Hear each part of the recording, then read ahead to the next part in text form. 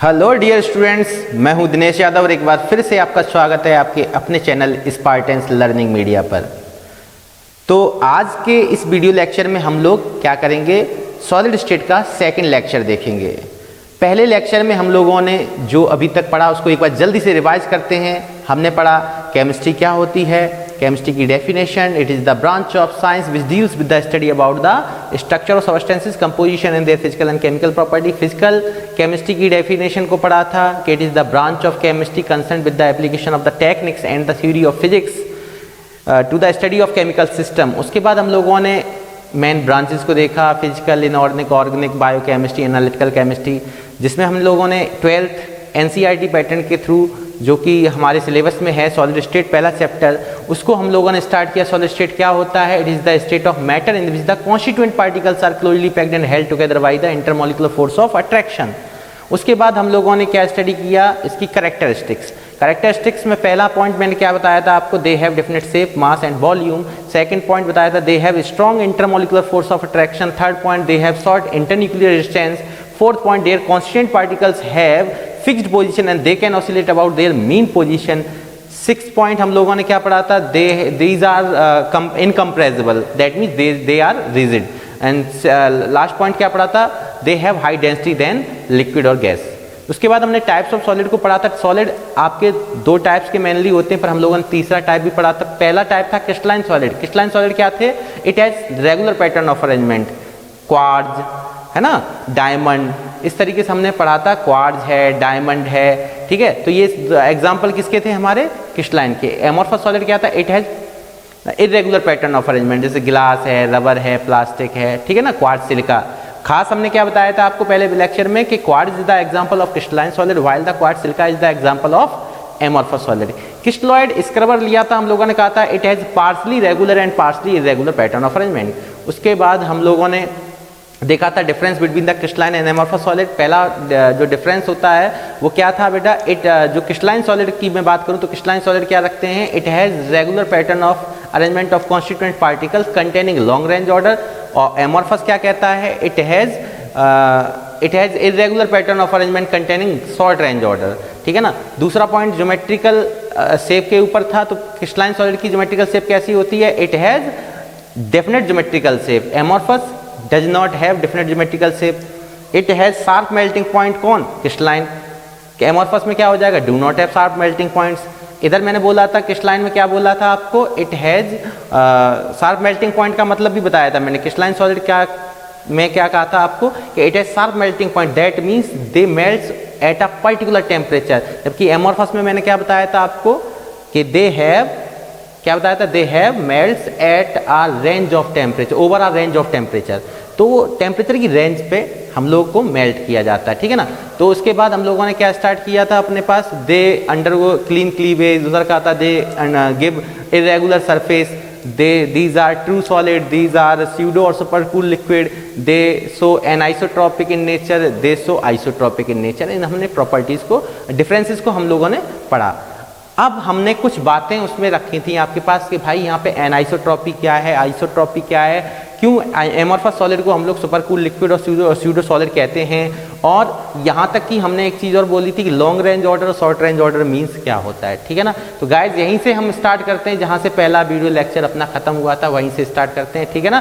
तो आप paper pen लेके बैठे होंगे, उम्मीद है, और जैसे आप क्लासरूम में अटेंड करते थे वैसे ही आप घर पे भी इसी तरीके से अटेंड करेंगे तो ज़्यादा अच्छा बेहतर होगा आपके लिए, ठीक है ना। चलो देखते हैं जल्दी से, वहीं से आगे नोट्स में लिखना स्टार्ट करेंगे। एक नज़र, एक नज़र में कुछ खास बात मैंने बताने को कहा था। खास बात में मैंने क्या बताया कि जो लॉन्ग रेंज ऑर्डर होता है, long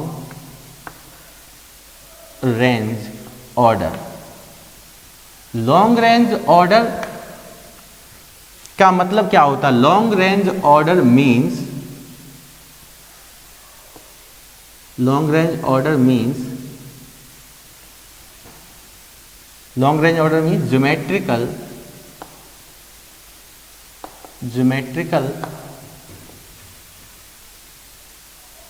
arrangement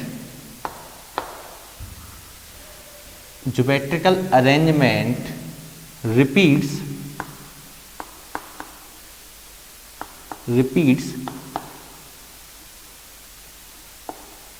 throughout the crystal lattice। Long range order means क्या होता है कि क्रिस्टल लैटिस के अंदर जो ज्योमेट्रिकल अरेंजमेंट होता है वो रिपीट होता रहता है। जैसे मैंने कहा, सपोज करो ये A है, ये B है, ये A है, ये B है, तो यहाँ पे मैं क्या दिखा रहा हूँ, एक अरेंजमेंट मैंने दिखाया। तो ये लॉन्ग रेंज ऑर्डर में क्या होता है, A B A B A B A B। तो ये क्या है, पैटर्न जो ज्योमेट्रिकल पैटर्न है वो कैसे अरेंज किया जा रहा है। ज्योमेट्रिकल जो पैटर्न है उसको हम लोग ज्योमेट्रिकल पैटर्न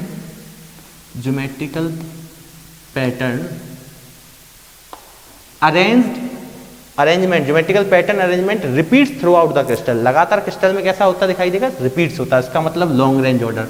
और दूसरा पॉइंट अपने पास क्या था, शॉर्ट रेंज ऑर्डर। तो short range order means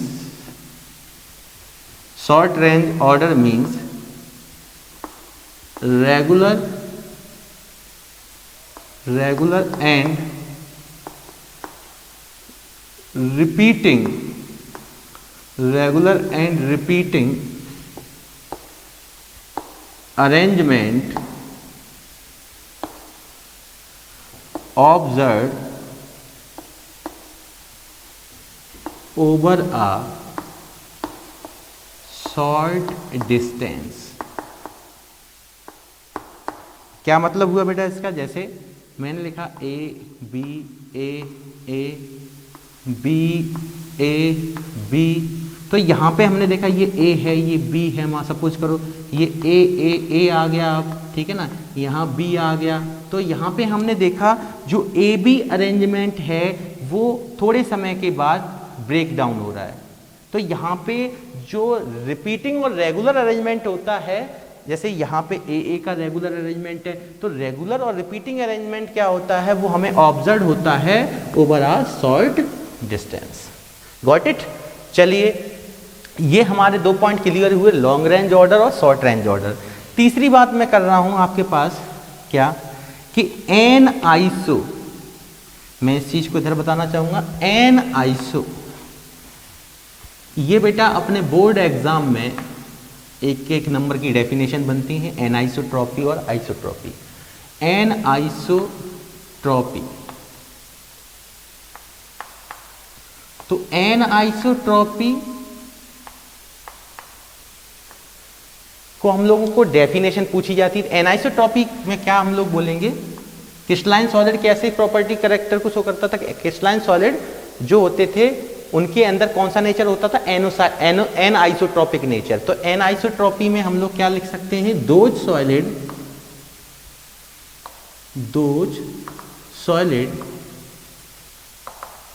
which have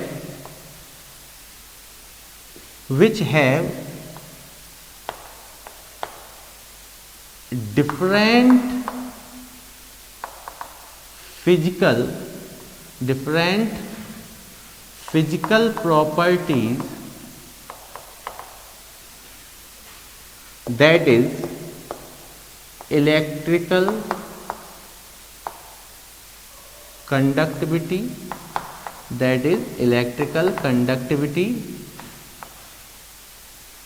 comma refractive index, comma etc. Those solids which have different physical properties along with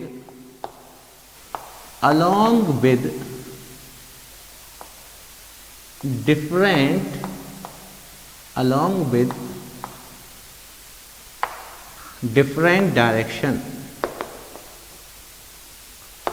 in the same crystal. Definition को बहुत बारीकी से समझें। मैंने क्या लिखा है, दो solid which have different physical property along with the different direction in the same crystal. क्या मतलब हुआ, समझने की कोशिश करते हैं। जैसे मैंने आपको कहा कि मैंने एक अरेंजमेंट लिया ए, ठीक है ना, बी, मैं इसको ए लिख रहा हूँ और इस चीज को मैं बी से रिप्रेजेंट कर रहा हूँ, ठीक है ना। ऑक्यूपाइड स्पेस को मैं बी कह रहा हूँ और एम्प्टी स्पेस वाले सर्किल को मैं ए कह रहा हूँ। ए बी, यहाँ पे मैंने दिया ए, फिर मैंने दिया बी, ठीक है ना। तो ये क्या हुआ, बी ए बी ए, है ना, ये B A B A A B A B. तो यहां पे समझने की कोशिश करें कि अगर मैं इलेक्ट्रिकल कंडक्टिविटी या रिफ्रैक्टिव इंडेक्स जैसी प्रॉपर्टीज को मेजर करूंगा डिफरेंट डायरेक्शन में, जैसे मैंने इस डायरेक्शन में इसकी वैल्यू को मेजर किया इलेक्ट्रिकल कंडक्टिविटी की, तो वैल्यू कुछ और आएगी। अगर मैं इस डायरेक्शन में करूंगा तो वैल्यू कुछ और आएगी। अगर मैं सपोज करो इस डायरेक्शन में करता हूं, इस डायरेक्शन में, तो वैल्यू कुछ और आएगी। ऐसा क्यों? आप यहां का अरेंजमेंट देखें, ए बी, ठीक है ना, यहां का बी ए, यहां का बी बी, आप देख रहे हैं। तो कॉन्स्टिट्यूएंट पार्टिकल्स का जो अरेंजमेंट है वो डिफर हो गया, ठीक है ना। तो यहां पे हम लोग बोल सकते हैं कि एनाइसोट्रॉपी अगर डिफरेंट डायरेक्शन की ओर चल रहे हैं तो फिजिकल प्रॉपर्टीज की जो वैल्यू होती है वो डिफर प्राप्त होती है। तो those solid which have different physical properties along with the different direction, बहुत जरूरी है समझना इसको।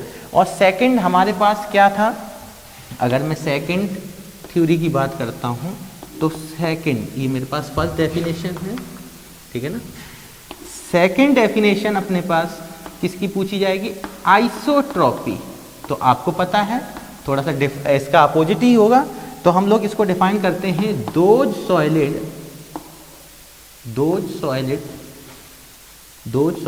which have same physical properties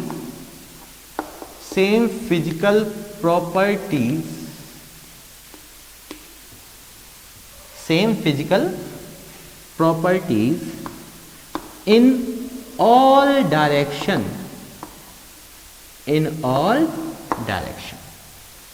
अगर मैं यहां पे इसके डायग्राम की बात करूं तो यहां पे बच्चों समझने की कोशिश करना, यहां पे क्योंकि क्रिस्टलाइन सॉलिड में तो कॉन्स्टिट्यूएंट पार्टिकल्स का अरेंजमेंट रेगुलर होता है, पर डिफरेंट डायरेक्शन में चलने पर जो अरेंजमेंट है वो सेम नहीं है, तो वहां प्रॉपर्टी डिफर हो गई। पर यहां पे हम लोग क्या करते हैं, इस टाइप के सॉलिड में पहले से कॉन्स्टिट्यूएंट पार्टिकल्स का अरेंजमेंट ही डिफर है, वो अरेंजमेंट चाहे किसी भी डायरेक्शन में आप जाएंगे तो वहां पे अरेंजमेंट, जैसे इसमें क्या है, एक डायरेक्शन में जाने पर अरेंजमेंट रेगुलर है, पर यहां पे एक डायरेक्शन में चलने पर भी अरेंजमेंट कैसा होगा, इर्रेगुलर होगा, जबकि यहां पे एक डायरेक्शन में चलने पर अरेंजमेंट रेगुलर मिल रहा है, ठीक है ना। तो यहां पे हमने देखा, सपोज करो A B A B B B A B A B. तो यहां पे मैंने कोई पैटर्न रेगुलर नहीं रखा है, ए बी, आप इसको देख सकते हैं, A B B B B A B B. यहां पे मैं ए कर दे रहा हूं, यहां मैं ऐसा कर रहा हूं, यहां पे मैं बी और यहां ए। तो ये क्या है हमारे पास, ए, ये क्या है, बी। तो मैंने हर डायरेक्शन में पहले से ही इरेगुलर रखा, क्योंकि ये क्रिस्टलाइन सॉलिड नहीं है, ये एमोर्फस सॉलिड है। तो एमोर्फस सॉलिड में जब मैं इस डायरेक्शन में चलूंगा तो फिजिकल प्रॉपर्टीज सेम होगी, इस डायरेक्शन में चलूंगा तो भी फिजिकल प्रॉपर्टीज सेम होगी, और अगर मैं इस डायरेक्शन में चलता हूं तो भी फिजिकल प्रॉपर्टीज सेम होगी, क्योंकि यहां पे प्रत्येक डायरेक्शन में अरेंजमेंट इरेगुलर है। यहां पे एक डायरेक्शन में चलेंगे तो पैटर्न अरेंजमेंट रेगुलर है, ठीक है ना, और उस इस बात को देखते हुए एनाइसोट्रॉपी में क्या बोला गया कि those solid which have different physical property along with different direction in the same crystal, while the amorphous solid के लिए क्या होता है आइसोट्रॉपी। आइसोट्रॉपी क्या होती है, जो solid which have same physical properties in all direction. यहां पे फिजिकल प्रॉपर्टीज कैसी होती है, सेम, सभी डायरेक्शन में फिजिकल प्रॉपर्टी सेम है तो आइसोट्रॉपी, अगर डिफरेंट डायरेक्शन में फिजिकल प्रॉपर्टी डिफर है तो एनाइसोट्रॉपी। ठीक है ना। तो आप लोगों ने इसको मेरे साथ नोट कर लिया होगा, नहीं तो स्क्रीनशॉट आप ले सकते हैं जल्दी से। ठीक है, मैं इसको रफ कर रहा हूं।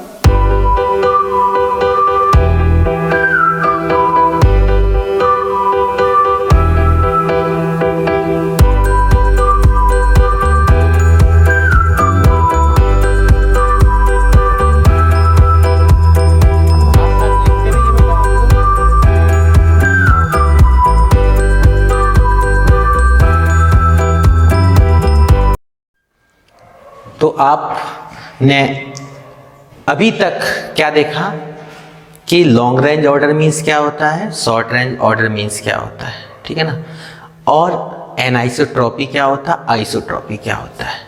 ठीक, अब एक चीज और मैंने बताई थी आपको कि क्वेश्चन एक यहां से प्यारा सा बन सकता है। मैंने एक क्वेश्चन आपको बोला था, Y amorphous solid is known as pseudo solid और pseudo solid और super cooled liquid. Amorphous solid को हम लोग स्यूडो सॉलिड और सुपर कूल्ड लिक्विड के नाम से जानते हैं, क्यों? तो हम लोग यहां पे आंसर क्या देंगे, समझें कि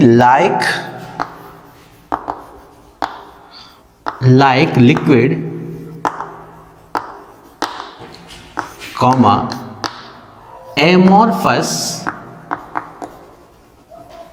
amorphous solid has tendency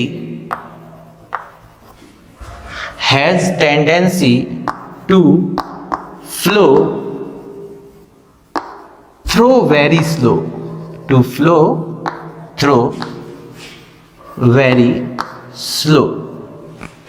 therefore sometimes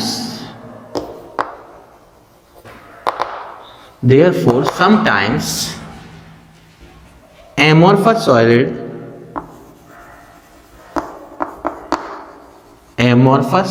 solid is known as pseudo solid और सुपर कूल्ड लिक्विड। अगर आपसे कहा गया था एमॉर्फस सॉलिड को इन दोनों नाम से क्यों जाना गया है या जाना जाता है, तो आप बोलेंगे लिक्विड की तरीके से जो एमॉर्फस सॉलिड के पास एक टेंडेंसी होती है बहुत ही स्लोली फ्लो करने की, जिस वजह से कभी कभी इसको हम लोग किस नाम से जानते हैं, स्यूडो सॉलिड और सुपर कूल्ड लिक्विड। तो like liquid amorphous solid has a tendency to flow through very slow, therefore sometimes amorphous solid is known as pseudo solid और सुपर कूल्ड लिक्विड। ठीक है ना। अब हम लोग बेटा यहां से जो क्या देखेंगे, classification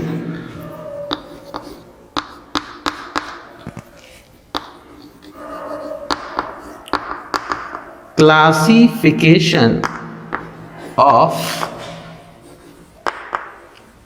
crystalline solid, classification of crystalline solid। तो crystalline solid are classified in 4 category। crystalline solid are classified in 4 category। कौन कौन से हैं crystalline solid की 4 category देखते हैं। First one is first, second, third, fourth. क्या क्या होते हैं क्रिस्टलाइन सॉलिड? कौन कौन से टाइप होते हैं, क्लासिफाइड किस 4 कैटेगरी में किया गया है। तो crystalline solid are classified into 4 category. First one is covalent solid.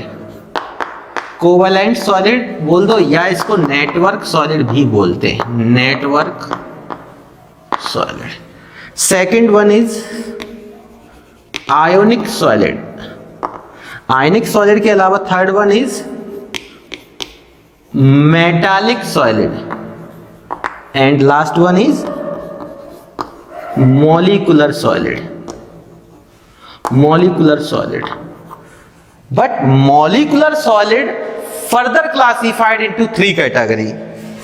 But molecular solid further classified into 3 category. कौन कौन है?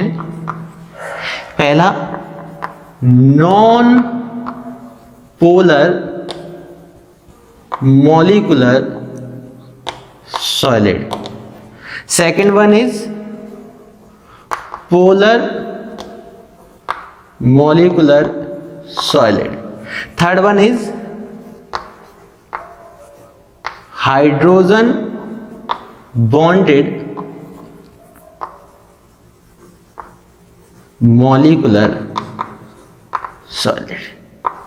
मैंने कहा क्लासिफिकेशन ऑफ क्रिस्टलाइन सॉलिड में क्या बताया? Crystalline solid are classified in 4 category.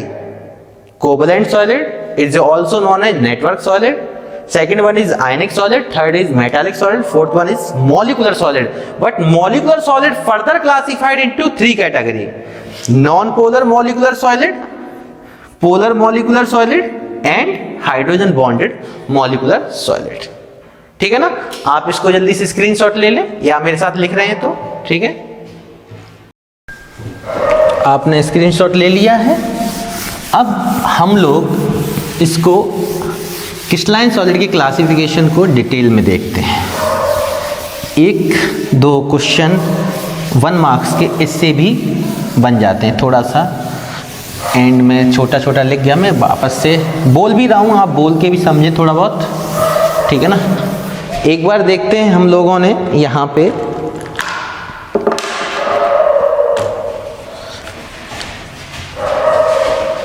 मैंने बताया था क्लासिफिकेशन। तो क्लासिफिकेशन में हम लोगों को क्लासिफिकेशन में क्या है, कोवैलेंट सॉलिड क्या होते हैं, आयनिक सॉलिड क्या होते हैं, मेटालिक सॉलिड क्या होते हैं, मॉलिक्यूलर सॉलिड क्या होते हैं। तो हम इसको थोड़ी सी दूसरे ट्रेंड से समझेंगे। ट्रेंड क्या है अपने पास, देखें। अगर मैं बात करूं सभी सॉलिड्स में, तो हम लोगों को क्या क्या चीज पता होनी चाहिए। पहली चीज कॉन्स्टिट्यूएंट पार्टिकल,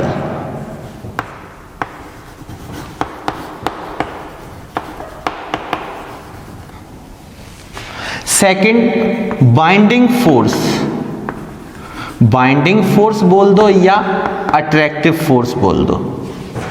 थर्ड हमें क्या पता होना चाहिए, electrical conductivity, electrical conductivity. Fourth हमें क्या पता होना चाहिए इसके बारे में, इस 3। चौथा हमें पता होना चाहिए फिजिकल नेचर, प्रत्येक सॉलिड का physical nature. Fifth one is melting point.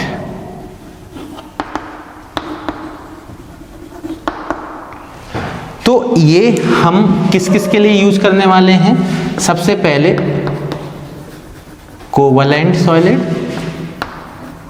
और नेटवर्क सॉलिड। सेकंड हम लोग इसमें किसको देखेंगे, सेकंड आयनिक सॉलिड, और थर्ड हम इसमें किसको देखने वाले हैं,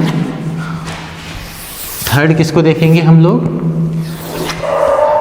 मेटालिक सॉलिड।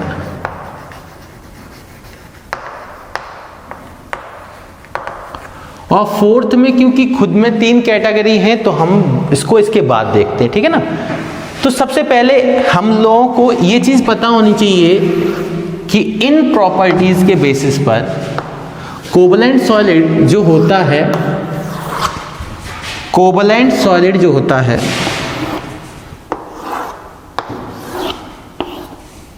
ठीक है ना। तो कोवलेंट सॉलिड, इसमें हम लोगों को सबसे पहले क्या पता होना चाहिए, कोवलेंट सॉलिड के अंदर कॉन्स्टिट्यूएंट पार्टिकल्स के रूप में कौन काम कर रहा है। तो कॉन्स्टिट्यूएंट पार्टिकल्स के अंदर कौन होता है, एटम्स। यहां पे आयनिक बॉन्ड में, आयनिक सॉलिड के अंदर कौन होता है, आयंस। इसमें कौन होता है, metal ions. Metal ions is also known as kernel. Kernel electrons होते हैं। मेटल आयन समझ चुके होंगे, मेटल के ऊपर पॉजिटिव चार्ज अगर आता है तो मेटल हमेशा कैरी करता है पॉजिटिव चार्ज, तो वो कर्नल्स कहलाते हैं, ठीक है ना। आउटर मोस्ट सेल से इलेक्ट्रॉन जब रिलीज होता है। यहां पे अगर मैं बात करूं बाइंडिंग फोर्स की, तो बाइंडिंग फोर्स जो कोवलेंट सॉलिड में क्या होता है, covalent bond.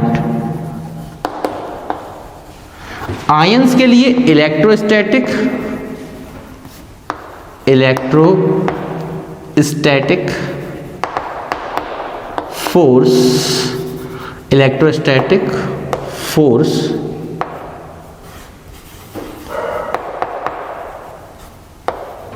Force of attraction, इसी को हम लोग कूलाम्बिक फोर्स भी बोल सकते हैं। आयंस के बीच में कूलाम्बिक फोर्स, फिजिक्स में आप लोग पढ़ते हैं। मेटल आयंस के बीच में कौन सा बॉन्ड, मेटालिक बॉन्ड। अगर हमें ये दो चीजें भी पता है किसी भी सॉलिड की, तो वहां से डेफिनेशन आसानी से बनाएंगे। कैसे बनाएंगे अभी हम समझते हैं। इलेक्ट्रिकल कंडक्टिविटी वाले पॉइंट को आप ध्यान दें, ठीक है ना। मैं इनको इस तरीके से दिखा दे रहा हूं, आप समझ के चलें, जिससे कि आपको कोई प्रॉब्लम ना हो।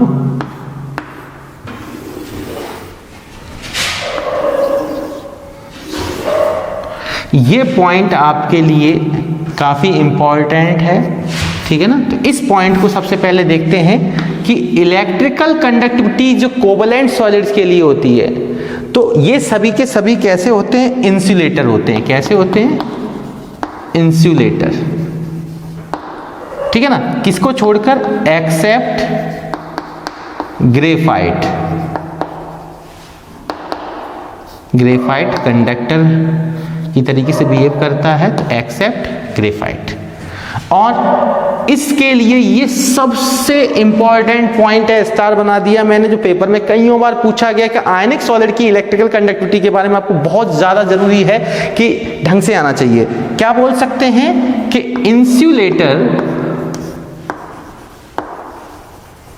insulator in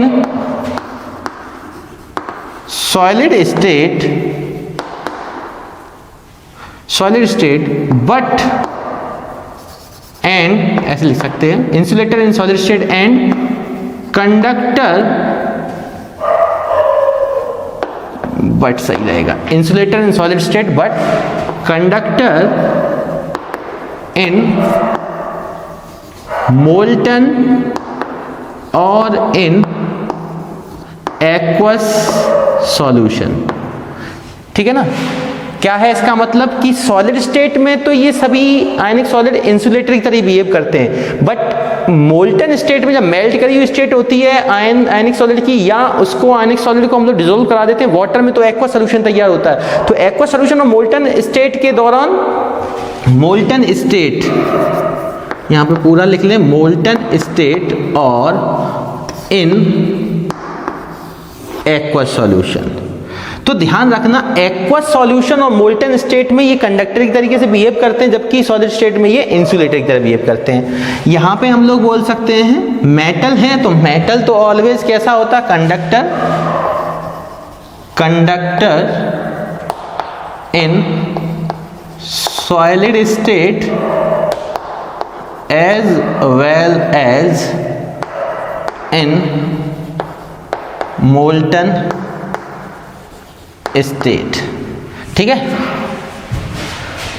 क्या मतलब है कि इलेक्ट्रिकल कंडक्टिविटी को देखें तो कोवलेंट सॉलिड सभी के सभी इंसुलेटर होते हैं, ग्रेफाइट को छोड़कर। आयनिक सॉलिड इंसुलेटर होते हैं सॉलिड स्टेट में, बट मोल्टन और एक्वस स्टेट में ये कंडक्टर की तरीके से बिहेव करते हैं। मेटालिक सॉलिड सभी के सभी मोल्टन स्टेट हो चाहे सॉलिड स्टेट हो, सभी कंडक्टर होते हैं, ठीक है ना।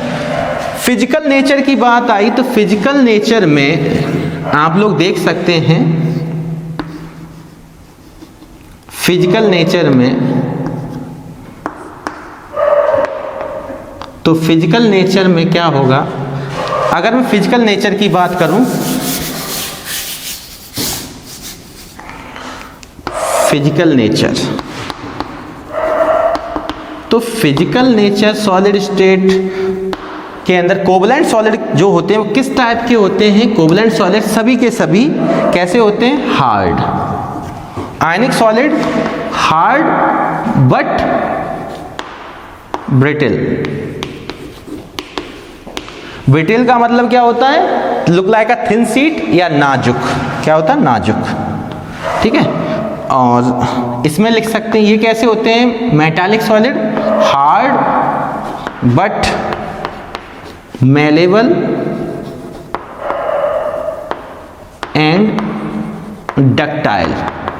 मेलेबल का मतलब होता है फ्लेक्सिबल। कैसा होता है? लचीला, फ्लेक्सिबल। और डक्टाइल जो होता है वो कैसा होता है? ब्रेक्स और स्प्लिट, ब्रेक्स और स्प्लिट इजीली, दैट मीन्स कोमल। ठीक है। तो ये फिजिकल नेचर हुआ। लास्ट पॉइंट हमारा क्या है? Melting point. तो अगर मैं मेल्टिंग पॉइंट की बात करूं तो कोवलेंट सॉलिड के लिए कैसा होता है? कोवलेंट सॉलिड कैसे मेल्टिंग पॉइंट रखते हैं? Very high. यहां पे मैं बोल सकता हूं आयनिक सॉलिड रखते हैं हाई, सभी के सभी हाई होते हैं, थोड़े थोड़े कम, वेरी हाई, हाई।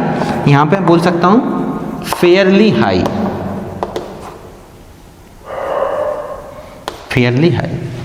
अब सबसे इंपॉर्टेंट इसमें जो एक और पॉइंट बन सकता है वो है एग्जाम्पल्स। क्या? एग्जाम्पल्स।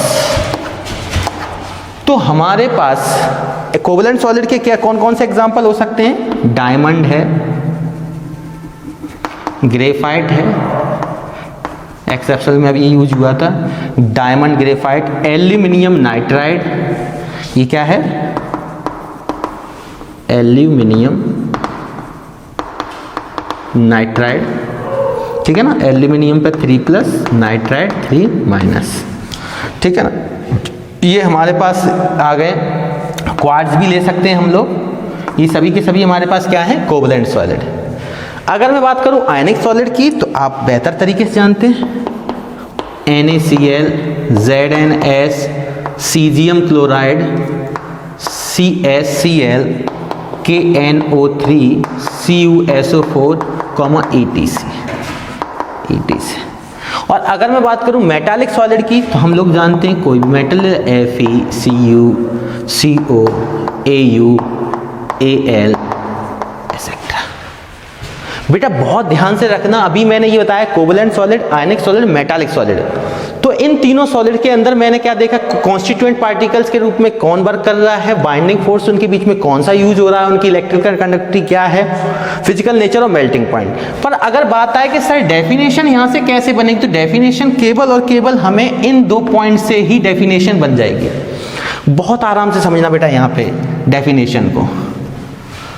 डेफिनेशन के दौरान अगर मैं देखूं तो व्हाट इज कोवलेंट सॉलिड, तो हम लोग कैसे बोलेंगे? बात समझना, मेरे साथ लिखते रहना, राइट डाउन भी करो। ठीक है। क्या लिखेंगे कि कोवलेंट सॉलिड अगर कोई पूछे क्या होता है तो आप बोलोगे these are those solid in which the constituent particles are used as a atom and held together by the covalent bond. These are those type of solid in which the constituent particles are used as a atom and held together by the covalent bond. ध्यान रखना, मैं केवल और केवल constituent particle change करूंगा और binding force, definition की language same रहेगी। फिर सुने, these are those type of solid in which the constituent particles are used as a solid used as a atom and held together by the covalent bond। या मैं generally ऐसे बोल दूं, these are those type of solid in which the constituent particles are used as a ram and held together by the Shyam. ठीक है। तो Ram Shyam change कर दो, ये राम श्याम, राम श्याम। तो क्या करेंगे यहाँ पे हम लोग? आयनिक सॉलिड को बोलो मेरे साथ, आपने लिखा है तो बताओ। these are those type of solid in which the constituent particles are used as a ions and held together by the electrostatic force। Metallic solid में क्या बोलेंगे आप लोग? बोले मेरे साथ घर पे। These are those type of solid in which the constituent particles are used as a metal ions and held together by the metallic bond। उम्मीद है कि आपको ये चीज़ें आ रही होंगी समझ में। ठीक है, खास बात इस पॉइंट को ध्यान रखना कि इंसुलेटर केवल सॉलिड स्टेट में होता है, पर कंडक्टर होता है मोल्टन और एक्वस स्टेट में।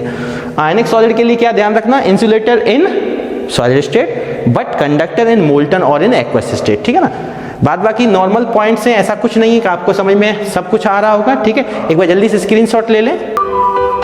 ठीक है,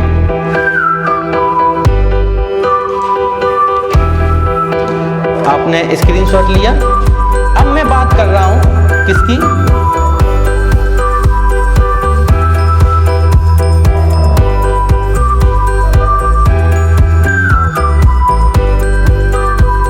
अब मैं बात कर ले रहा हूं आपसे लास्ट क्रिस्टलाइन सॉलिड। देखिए लास्ट क्रिस्टलाइन सॉलिड,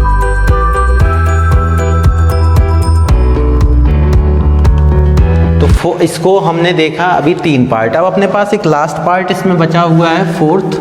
कौन सी कैटेगरी है, molecular solid.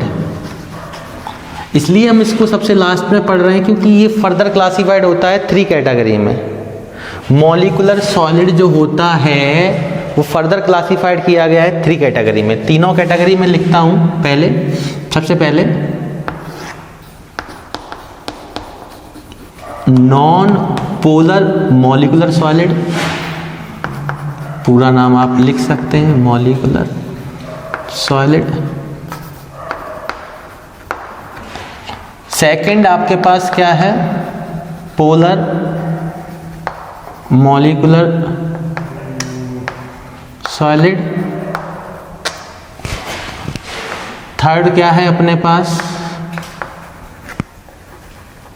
Hydrogen bonded molecular solid. Hydrogen bonded molecular solid. ठीक है ना। अब देखें, आपको इधर लास्ट है, थोड़ा सा दिख रहा होगा, मैं बोल भी रहा हूँ, मेरे साथ लिखते रहिए। नॉन पोलर मॉलिक्यूलर सॉलिड, ठीक है ना। सबसे ये हमारे पास है molecular solid. Molecular solid further classified into 3 category, non polar molecular solid, polar molecular solid and hydrogen bonded molecular solid. अगर मैं इन तीनों को देखना चाहूँ तो देखता हूँ। देखें, तीनों के अंदर हमें क्या देखना है कि नॉन पोलर हो चाहे पोलर हो चाहे हाइड्रोजन बॉन्डेड मॉलिक्यूलर सॉलिड हो, एक चीज कॉमन है, कॉन्स्टिट्यूएंट पार्टिकल्स। क्योंकि तीनों मॉलिक्यूलर सॉलिड के टाइप्स हैं तो तीनों का तीनों कॉन्स्टिट्यूएंट पार्टिकल्स क्या होगा, मॉलिक्यूल्स। मॉलिक्यूल्स, यहां भी मॉलिक्यूल्स। ठीक है ना। मॉलिक्यूलर सॉलिड थोड़ा ऊपर लिख गया है, आप मैं बोल भी रहा हूं, कुछ वर्ड अगर आपको नहीं दिख रहे हैं साइड में ऊपर छोटा छोटा लिख जाऊं तो आपको मेरी आवाज में जो बोल रहा हूं उसको सुन के भी लिख लेना। ठीक है ना। मॉलिक्यूल्स, पर मैंने मॉलिक्यूलर कांस्टेंट पार्टिकल तो सबके सेम है, बट बाइंडिंग फोर्स पे बहुत ज्यादा ध्यान रखना है इस चीज पे।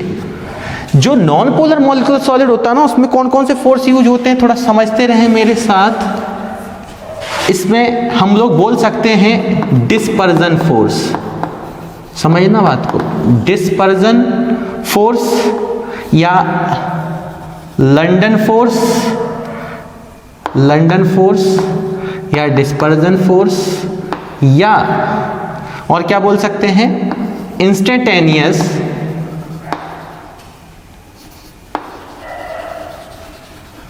Dipole dipole interaction. Dipole dipole interaction,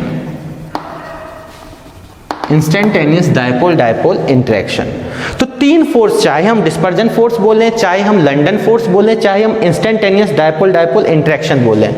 ठीक है ना। इसमें जो फोर्स यूज होता है किसमें, पोलर मॉलिक्यूलर सॉलिड में, वो होता है केवल dipole dipole interaction. Gases state में हम लोगों ने पढ़ा था डाइपोल डाइपोल इंटरेक्शन। इन सभी फोर्सेस को हम लोग 11th क्लास में 5th चैप्टर में पढ़ के आते हैं। और हाइड्रोजन बॉन्डेड में तो कोई बच्चा बोल देगा हाइड्रोजन बॉन्ड ही कांस्टेंट पार्टिकल्स को क्या करेगा, held together constant particles by the hydrogen bond. तो ये हुए हमारे पास सभी के सभी क्या, बाइंडिंग फोर्स। अब मैं बात करता हूँ इलेक्ट्रिकल कंडक्टिविटी, तो ये सबकी सेम है, ये सभी के सभी इंसुलेटर होते हैं, इंसुलेटर।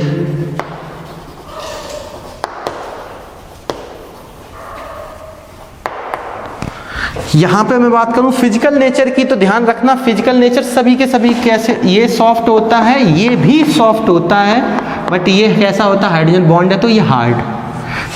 अगर मैं मेल्टिंग पॉइंट की बात करूँ तो ये भी वेरी लो, वेरी लो, यहाँ पे भी हम बोल सकते हैं वेरी लो, वेरी लो। अगर मैं इनके एग्जाम्पल्स की बात करूं तो यहाँ पे ध्यान रखना एग्जाम्पल्स आप helium, argon, krypton, helium, argon, krypton, और भी हो सकते हैं, क्या हो सकते हैं, Cl2, CO2, ETC।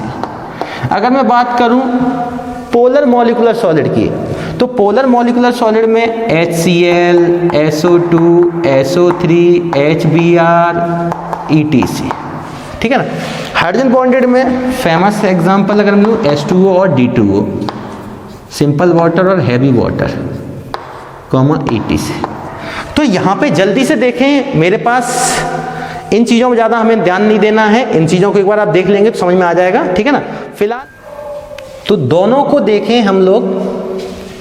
जैसे मुझसे कोई कहता नॉन पोलर मॉलिक्यूलर सॉलिड को डिफाइन करें तो हम लोग कैसे बोलेंगे। पहले मैंने एक जनरल लैंग्वेज बताई थी आपको, क्या बताई थी, कोई भी क्रिस्टलाइन सॉलिड को डिफाइन करना हो तो simple, these are those type of crystalline solid in which the constituent particles are used as a Ram and held together by the Shyam. अब राम और श्याम को केवल देखना है, तो यहाँ पे नॉन पोलर मॉलिक्यूलर सॉलिड क्या होंगे, these are those type of crystalline solid in which the, या these are those type of molecular solid, ये भी बोल सकते हैं क्योंकि molecular solid are also the type of crystalline solid. तो यहाँ पे हम बोल सकते हैं these are those type of molecular solid in which the constituent particles are used as a molecules and held together by the dispersion force, London force और instantaneous dipole dipole interaction, किसी भी एक फोर्स को आप use कर लें, ठीक है ना।